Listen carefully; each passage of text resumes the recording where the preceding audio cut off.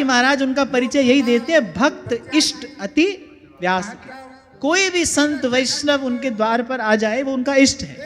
पर वही व्यास जी क्या बात कहते हैं, व्यास एक ही बात गही, राधा वल्लभ धाम और अनेक सुभक्त सो, नाहिन मेरो काम।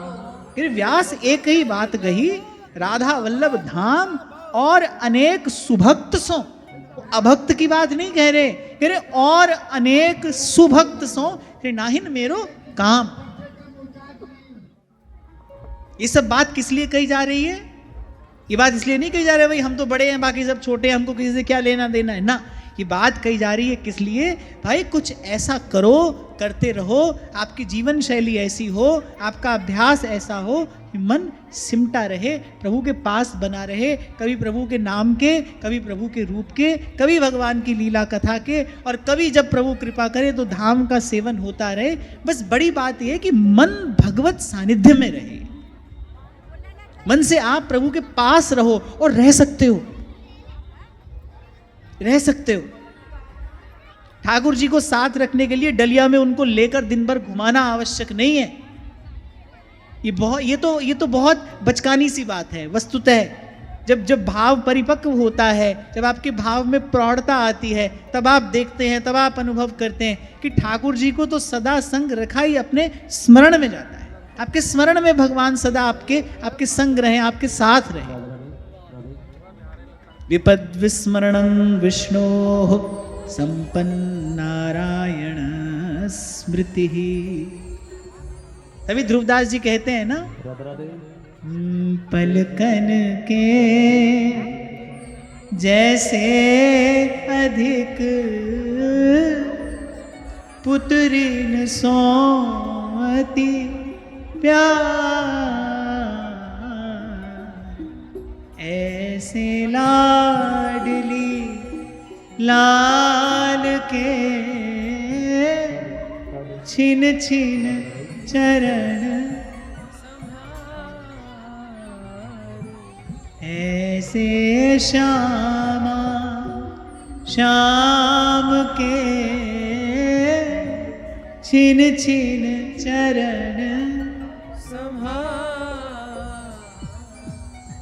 अब कोई पूछे कि क्या मन सतत भगवान का स्मरण कर सकता है? क्यों नहीं कर सकता? सतत संसार का स्मरण करता है कि नहीं करता है? इसका अर्थ यह हुआ कि मन सतत किसी का स्मरण तो कर सकता है, उसमें ये योग्यता तो है, उसमें ये सामर्थ्य तो है, यहां से इतना तो जाना जा सकता है ना।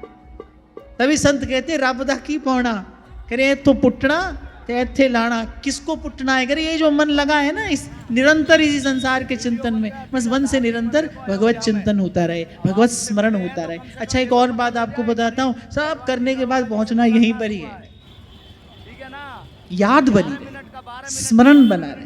इसीलिए शास्त्र कह रहा है विपद विस्मरणं विष्णोः संपन्न नारायण स्मृति। हनुमंत विपति प्रभु सोई, जब तब सुमिरन भजन न होई। तभी आपको कभी कहा था भाई हमारे संत जिस लेंस से संसार को देखते हैं ना, उससे संसार कुछ और नजर आता है। अब आपके घर में ब्याह हो रहा है, अब भाई अनेक अनेक अतिथि आए हैं, आप भी उस उछल कूद में लगे हो, अब सेवा नहीं हो पाई, भजन भी नहीं हो पाया, थोड़ी देर के लिए तो ठाकुर जी की विस्मृति हो गई। आप कह रहे हो कि हमारे घर में उत्सव है इसलिए ठाकुर जी की विस्मृति हो गई।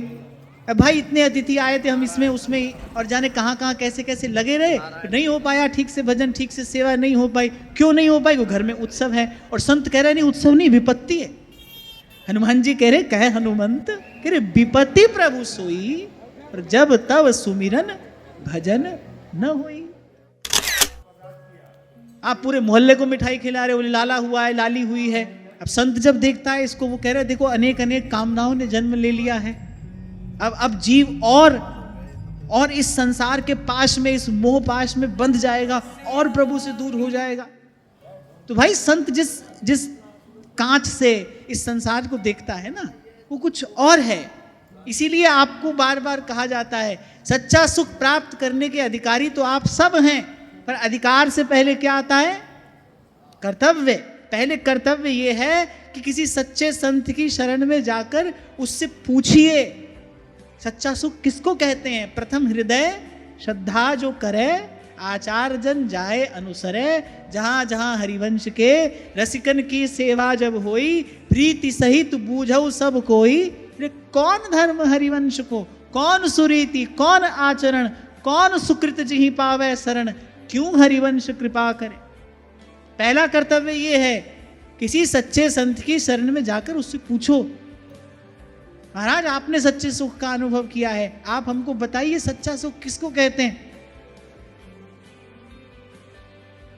और देखो श्री जी की कृपा है, हमको संतों की वाणी सुलभ है, संत हमको बता रहे हैं ये संसार अपार विरत है, ये संसार अपार विरत है, जम की त्रास न सहिए रे मन, गोविंद के है